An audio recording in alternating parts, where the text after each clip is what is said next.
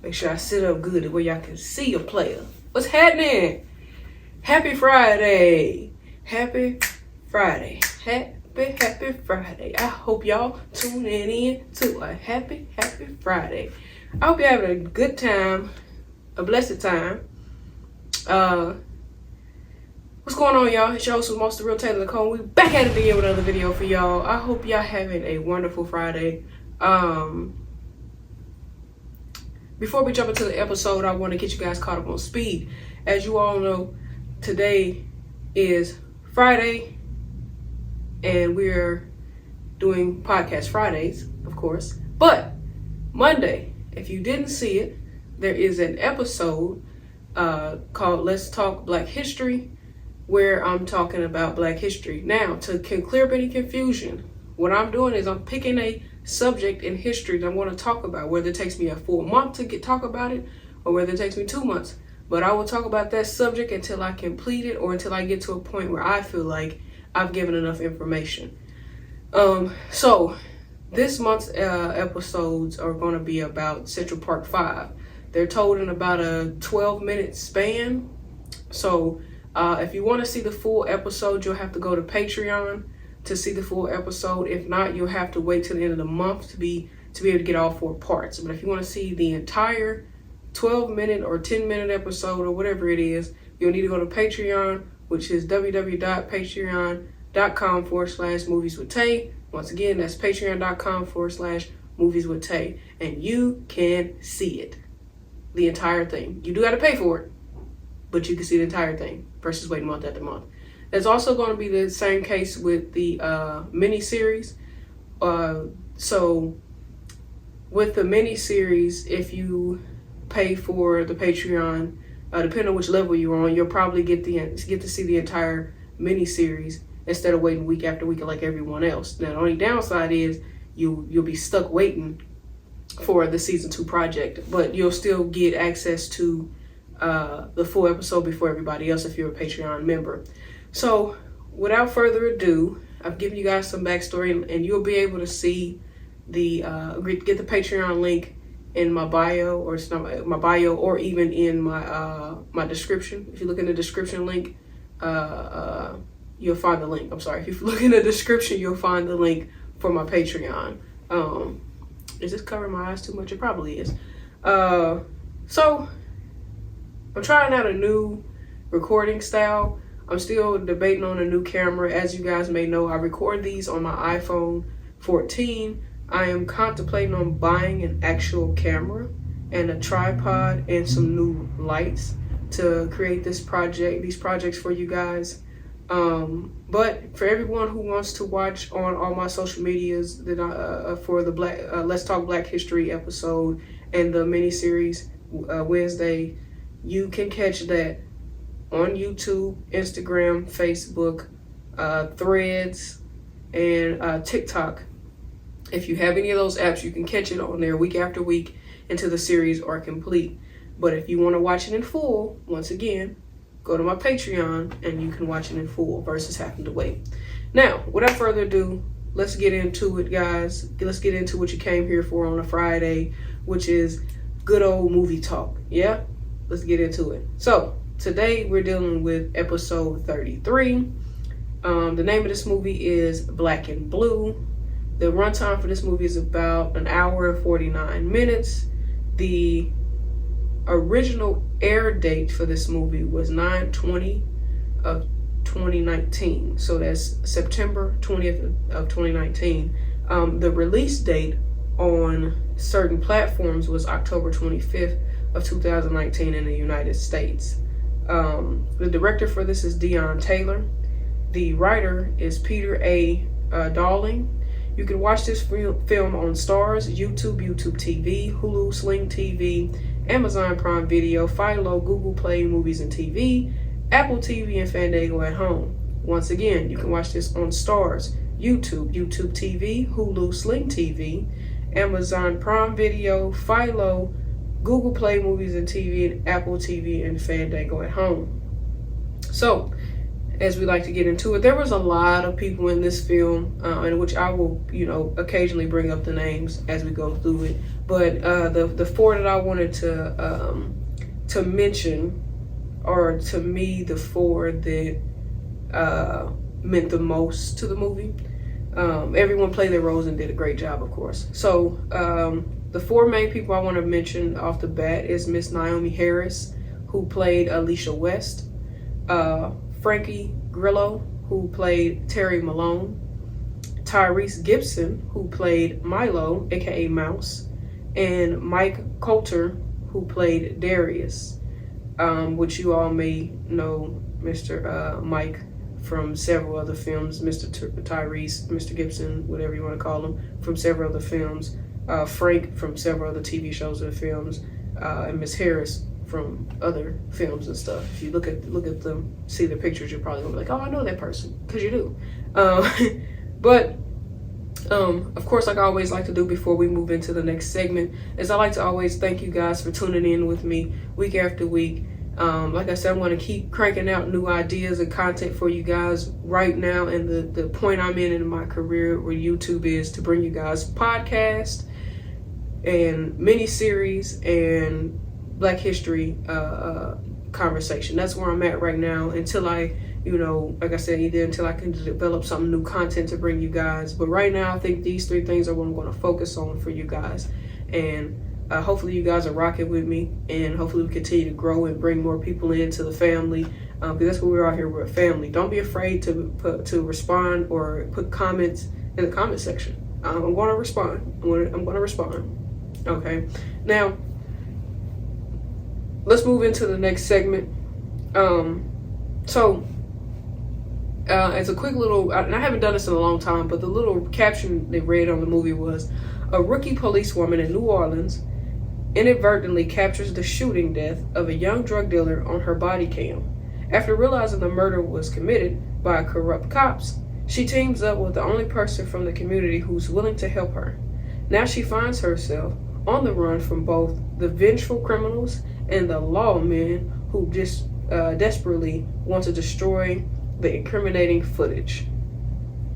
That's what it says. So if you haven't guessed by the little synopsis or the small read, this movie is basically about a cop who wants to do right against cops who want to do wrong. Okay, so the movie opens up with Miss Alicia jogging in a neighborhood she lives in, jogging while black is what we're going to call it, and she's unfortunately stopped by two white male cops one of them who's very aggressive with her, might I add. And they ask her, what you doing in my neighborhood and everything. She's like, I live here. And the other cop realizes she's blue. She's a cop. And that's what he says. Oh, she's blue. And the cop that was being an aggressive asshole decides to say, oh, I'm sorry, you fit the description of someone we was looking for. Typical bullshit they like to pull when they know they're in the wrong for just stopping you for absolutely no goddamn reason. Because how did I go from fitting the description of somebody, or no, I'm sorry, how did I go from what am I doing in your neighborhood to now I fit the description of a person you were looking for? Come on, man. And she handled it with grace. She handled it better than what I would, because I would have snapped. Because who the freak do you think you talking to? And who the freak do you think? It was, yeah, that part of the movie pissed me off. Well, after she has a little jog, she ends up going to work. And she meets up with her partner. Her and her partner go to like this little convenience store where she's sitting outside when her partner come from the convenience store, and there's a kid sitting outside with like a little skateboard. She's having this little conversation with him, and his mama pretty much tell him to, hush up and stop talking to the popo in so many words. And Alicia realizes that she knows this young lady, and they grew up together in the same neighborhood. So it's this girl named Missy, and Missy's played by Nefissa Williams. I think I said her name right. If I didn't, I'm sorry. And Missy tells her son, pretty much stop talking to her, go about your business. Leave my son alone. Well, they're having this weird standoff, and Alicia's like, Missy, like, you don't remember me? Like, Missy, like, girl, I don't know you. And while she's standing there trying to, convince Missy that they know each other, one of the Kingston crew gang members, Ox, who's played by Lucky Johnson, approaches her like, do you know her? And she like, no, I don't know her. You know, playing like she do know her, but she don't know her is what she, you know, whatever. Well, Milo is walking past as they exchange in this encounter, and Milo tells the kid like, you need to start listening to your mama, you know what I'm saying, going over blah blah blah, and he goes into the store, and Alicia basically don't fit in with her old hood and her new hood. She don't fit in. She's a rook. She was in the army. She had spent like 10 years in the army. Did tours in Afghanistan. So she was very well versed in the world she was in. She just didn't fit in it. And when she don't see color, she sees human. Is, you know, what she you know sees. Well, her colleague, which I forget his name already, Kevin. Kevin has a date night with his wife, right? And he wants to go have date night, but their cap, or they're not the cap, but their sergeant is like, I need you on night shift with Deacon. And Deacon is played by James Moses Black, by the way. And he's like, come on, Cap, I got date night. What's going on? You know what I'm saying? Like, come on now. And Alicia agrees to take Kevin's spot in the night shift. So she goes and introduces herself to Deacon. Deacon being a little asshole, if you will, to her, whatever the case may be. And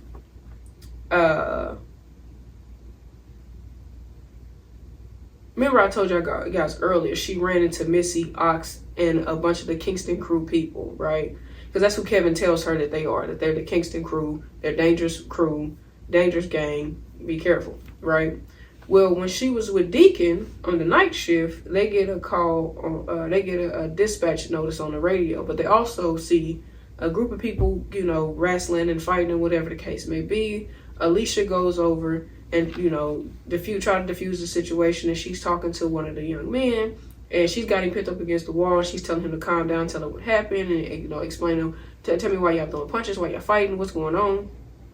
And while she's doing that, another guy is sneaking up from around the corner, right? And he's getting ready to try to shoot Alicia. But Deacon catches it and stops him. And Deacon's getting mad rough with him and, you know, hammering it, you know, whatever the case may be. And Alicia gets mad. She's like, yo, that's not necessary. It's not necessary. And Deacon slams the gun on the car like, you told me it's not necessary, but this motherfucker was about to try to kill you. You got a hit on your head basically out here, because he was getting ready to try to kill you. Now, I don't know if he was really going to try to kill her or he was going to try to kill the dude she had picked up against the wall. I don't know which one was really true. But anyway, so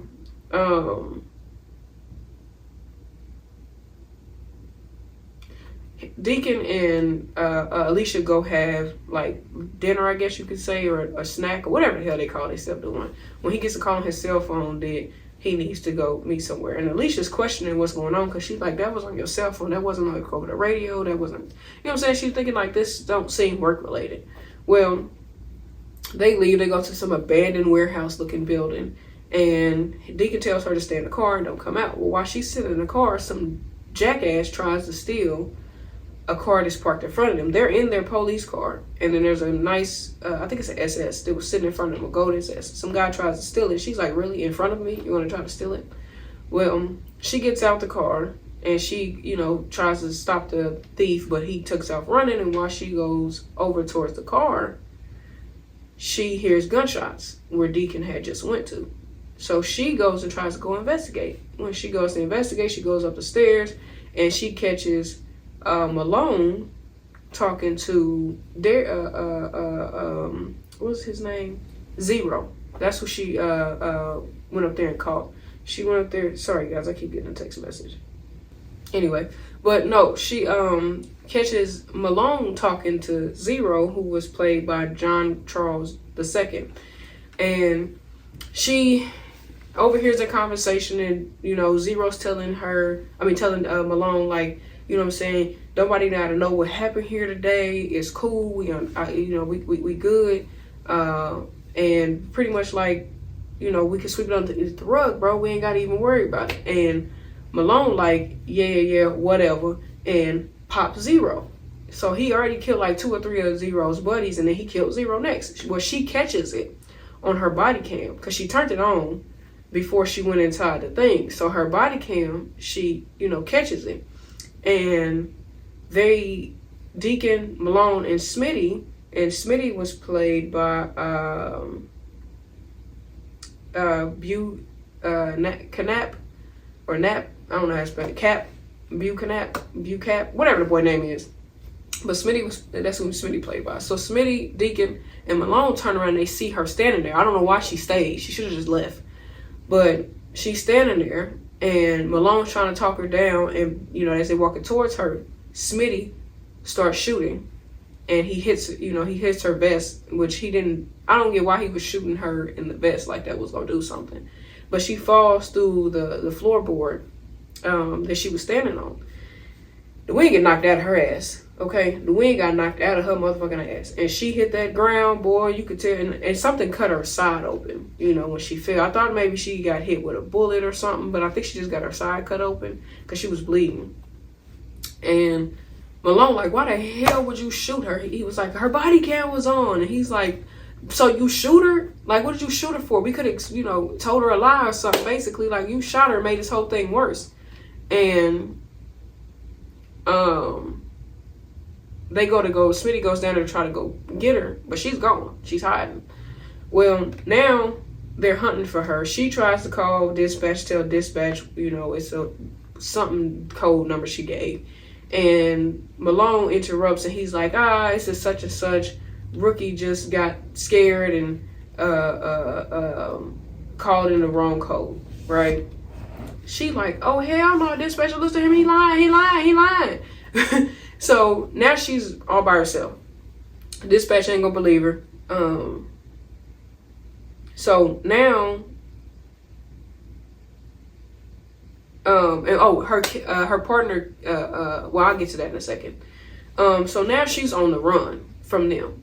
Like, she almost got away without them knowing where she went, but Smitty had seen her leaving the building. So now he's shooting her. They chasing her down. She's running to people's houses trying to get help.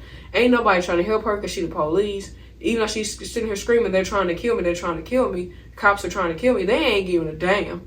They like, girl, get off my porch. So she ends up getting away from them.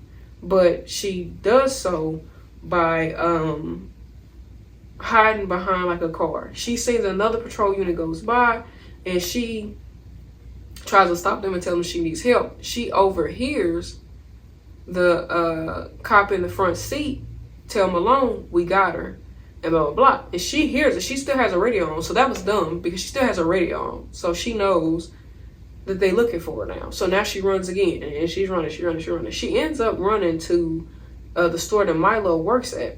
And Milo thinks somebody broke in, so he hits the panic button to alert the police that something, going down.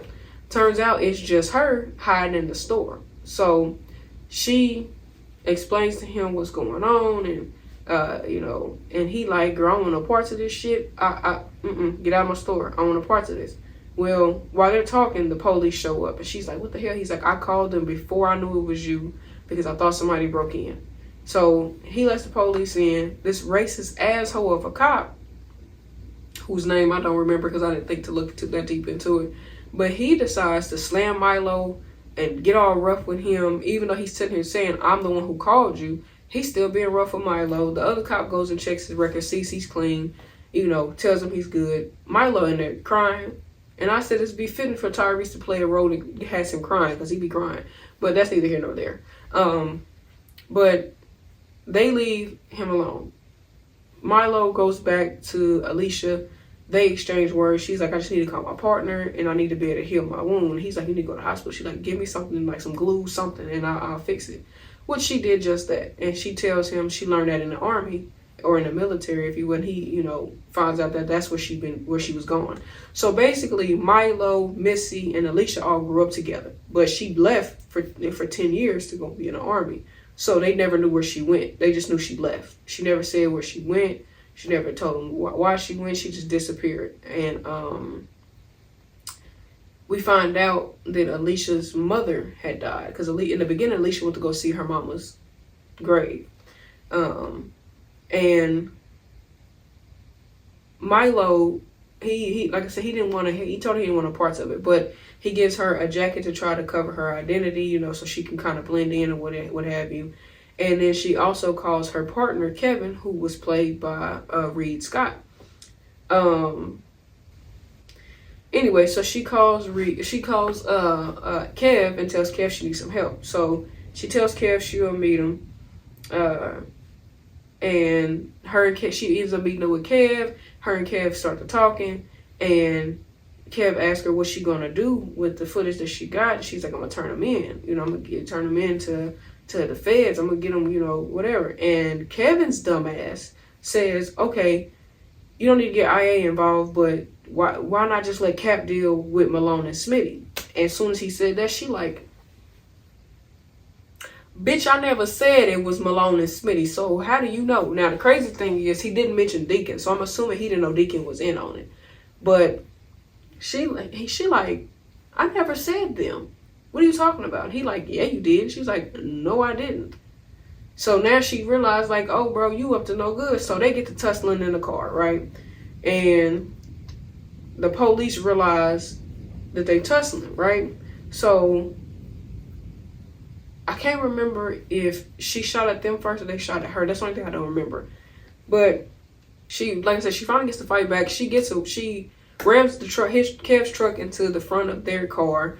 Then she, you know, gets out, drives off, if you will, dips out and gets away. She runs to Milo's house now. And when she gets to Milo's house, Milo and Zero live in the same building, and so do Missy. Milo, Zero, and Missy all live in the same building. Well, while she's, you know, getting away or whatever, scandalous ass Malone lies to Captain and tells Captain that Alicia shot one of the gang members because she panicked and this, that, and the third. So there's a manhunt out for Alicia by Cap and the people. Well, Darius pulls up and finds out that his nephew is dead. And Malone lies and tells Darius that Alicia did it. So now the Kingston crew gang is looking for Alicia too. So she got the police and the gang members looking for her. And they put a hit on her head. So when Alicia went to Milo's apartment, they were talking, and Missy's son had seen her talking to Milo. And he was like, I remember you, the lady from the convenience store, blah, blah, blah. So while Milo and Alicia are in the apartment talking, they get Missy's son gets an alert on his phone that there's a manhunt for Alicia. He goes to Milo's apartment, and he pretty much, he pulls up with an empty gun and points it at her. And Milo like, what the hell wrong with you? But she drew her gun on him. Like, boy, I don't want to kill you, but I will. But she don't shoot him or nothing like that. Milo's like, the gun ain't even loaded. Sends him on his way. And Alicia's like, we have to leave. Because if he knows I'm here, that means other people know I'm here. And she was right. Because Milo and Smitty, Malone and Smitty went to Milo's job, and they found out where Milo lived. And they pull up to Milo's crib. But Alicia and Milo get the hell up out of there. Milo was hesitant at first. They get out of there, they leaving. And like I said, the gangs was looking for her. There's a hit on her head. So they're on the run, and here comes this gang. They have a little shootout. She kills like 2 of them, and then one's getting ready to shoot her. But Milo stops it, beats him up, shoots him, and kills him. But before he did that, his knee got messed up. So they separate. He tells her to jump over the wall, and he'll meet her on the other side. When he was on his way, he gets kidnapped by the Kingston crew gang members, and now she's by herself. And she has this little dumbass screaming montage in the middle of the street. It pissed me off. I'm not gonna lie. That little shit pissed me off. But anyway, so now she's back to square one. She's all by herself all over again. And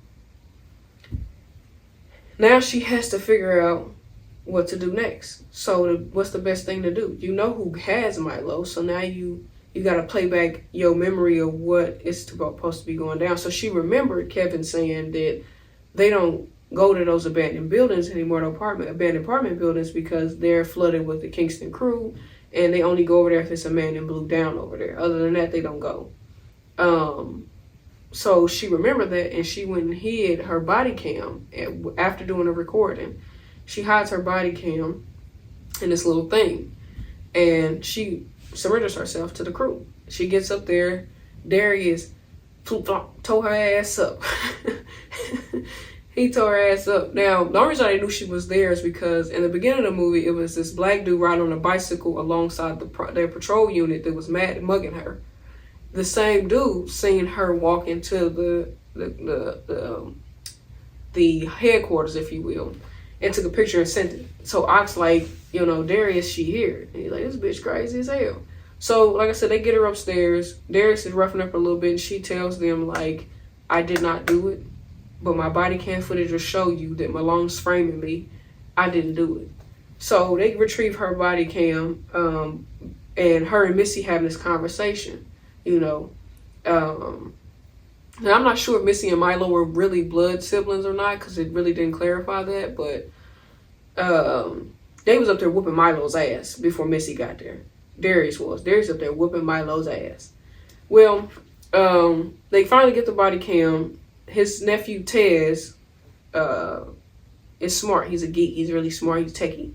So Darius makes Tez try to crack the body cam, and he couldn't crack it at first. And right before Darius got ready to put 2 hot ones on her ass, the nephew's like, I got it. So they get to watch the entire footage, and they see that Malone killed Zero. So Missy like, but that don't mean she wasn't in on it. And as they continue to watch, you see Smitty shoot Alicia. So now they like, okay, she don't got shit to do with it. So now they cool. But see, now the captain has sent the cavalry after Alicia because somehow they knew where she was. I don't know how they knew where she was, but they knew exactly where she was. I don't know if maybe she sent an alert. I don't know. I still to this day don't understand. When I watch the movie, I went back and rewatched that same part 3 times, and I still can't figure out how exactly they knew where she was. I'm assuming it's because Malone got a tip. Maybe. I don't know. But anyway, now Malone and them spook because they like, okay, Deacon spook. Deacon like the captain sent the cavalry after her, so which means they're going to get that body cam, and they're going to find out what's on that body cam. So now Smitty, Malone, Kev, and Deacon are all on this detail together, but they trying to get to the body cam first or to kill her first. One of the two. So they all, so now you got Ox, Darius, Milo, Alicia, and Missy all on the same team now. And they clicking up against the cavalry and everybody else. Well, after they have this whole shootout crazy thing, all I want to say is watch the movie to find out what happened between Malone and Darius, because I don't want to spoil that part. But and also, man, they killed my boy Ox. They killed Ox. I'm gonna tell you up front. They killed Ox. Took him out. But before that shooting happened, Kev was telling Smitty, like, I'm not gonna kill Alicia. I'll help y'all get the body cam, but I'm not gonna kill her. And Smitty like, okay, well, don't watch. Well, Smitty killed Deacon. So Deacon really, I don't know if Smitty killed Deacon because he assumed that Deacon was gonna flip if they got caught. I don't know. But he killed him. They having this weird manhunt in the building looking for her. And Milo and Alicia start struggling to, get away, and they find out. So Missy and Tez and them went through this like little tunnel thing to get out of there. And Milo and Alicia take the same thing, but they still trying to figure out how the hell to get out of there. They don't know exactly where to go. So as they're running out, they run into Smitty. These 2 motherfuckers are struggling to whoop Smitty's ass. I don't know how, but they were struggling to whoop Smitty's ass. Well, they end up whooping Smitty's ass. And after they whoop Smitty's ass, Alicia ends up killing Smitty, right? So now that they killed Smitty, now Milo tells her, "Give me your body cam and your vest so I can get this shit to the goddamn head, to the police station, to the precinct, so I can get it uploaded so they can find out the truth." She was hesitant at first. She ended up giving Milo the body cam and the vest anyway. When Milo's leaving, Kev notices him and notices that he's got on her vest, but he don't say shit. He let Milo go. Milo takes out, he steals Malone's car, right? So he takes Malone's car, and see, Malone's car is so pivotal to the movie, you know. So that car is a staple. And the reason I'm not talking so much about what, you know, the car, why I'm talking so much about the car, is if you go watch the movie, you'll see why the car was so pivotal. It was something that it let everybody know when something was wrong, if that makes sense. Anyway, so Milo gets to the precinct. He's getting in there. He tried, you know, he's getting the body cam footage uploaded into the database to get it sent over so the captain can see it. Well, while he's doing that, the racist cop that came into the store he worked at and treated him like dog shit walked in there. Now, Milo covered his face so that the cop wouldn't notice him, but the cop, you could tell he noticed something was off, but he didn't say anything right off. So,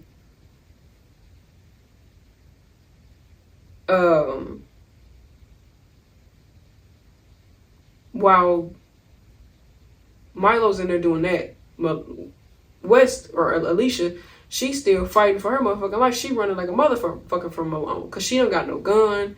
She don't got nothing no more. So she's running for her life from Malone, because Malone trying to kill her. Well, she eventually got her. She, like I said, she was hidden for a while. When she tried to sneak out and get out of there, Malone spotted her. So now she back running again for her life from Malone. And Malone, he chasing her down. Well, eventually, Alicia and Malone, they get to tussling, and they fall off the building, right? Or not the building, but off the balcony. This balcony thing that they were sitting on, or standing on while they was tussling. And they get to fighting and whatever. Alicia start beating the shit out of Malone. I mean, she was beating his ass. She was hitting him with this bar. She was beating the shit out of him, right? And he went to go try to hurry and grab the gun. Missy grabs the gun and points it at him. And, you know, pretty much telling him to back up. Alicia grabs the gun from Missy and tells him, you know, still trying to be a good cop. She reading his rights and all this other shit about how he under arrest and blah, blah, blah. And the SWAT team comes and they all start pointing guns at Missy. I mean, not Missy, but at Alicia. And Missy tells Alicia, just put the gun down. Like, just put it down. Because, you know, we don't want to see you get killed. So she puts the gun down. Well, while she's doing that, the cop, the racist cop that treated Milo like shit, recognizes and realizes that that was Milo in the room. Well, he goes and tries to, you know, pull up on Milo, and Milo does a switcheroo. He grabs the wrong body cam off the thing, you know, and the whole time Milo is still uploading the footage. And while they're in there, you know, talking or whatever, he's like, "What you in here doing?" Blah, blah, blah, blah, blah. And Milo ends up doing a switcheroo on him again and taking a gun on him and pressing him against the wall and telling him basically, "How does this shit make you feel? Because how you made me feel and fear for my life that day, how does this shit make you feel knowing I can take your life right here, right now?" And, you know, the footage got uploaded. The captain seen the footage. You know, she sees that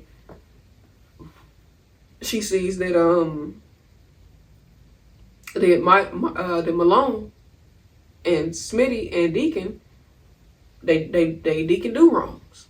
So she tells the cavalry to stand down, and Alicia's innocent, and, you know, to leave it be. Well, Malone hears that, and he's getting ready to try to shoot her, but Kevin shoots him first. Don't shoot to kill, he just shoots to knock him down. So now Malone and Kevin get arrested. And, you know, basically Alicia is awarded the good cop, and it ends with Milo and Alicia going to go visit her mama's grave one more time, and, you know, her thanking him for having her back, and him thanking her for being somebody in blue that he can trust, basically. And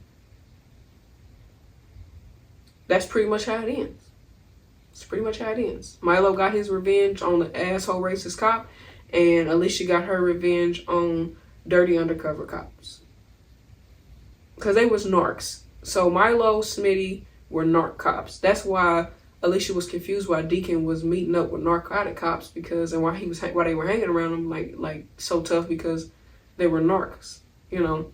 But anyway, that's the end of the movie, if you will.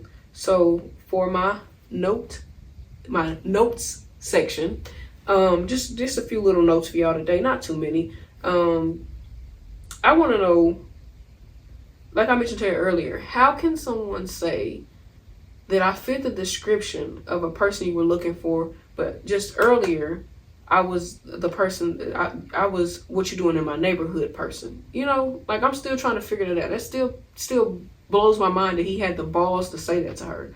After you asked me what I'm doing in your neighborhood, you then turn around and lie and tell me I fit the description? The description of what? Of black? Shit blew my mind. Also, Alicia didn't have no street smarts. For her to be in the army and been in the military, I feel like they didn't train her to have no type of street smarts, because common sense will tell you that these motherfuckers, they see you as the police. They not about to be your friend. They not about to be your friend. Now they are, because they see you for the good. You know what I'm saying? They see you not a bad cop.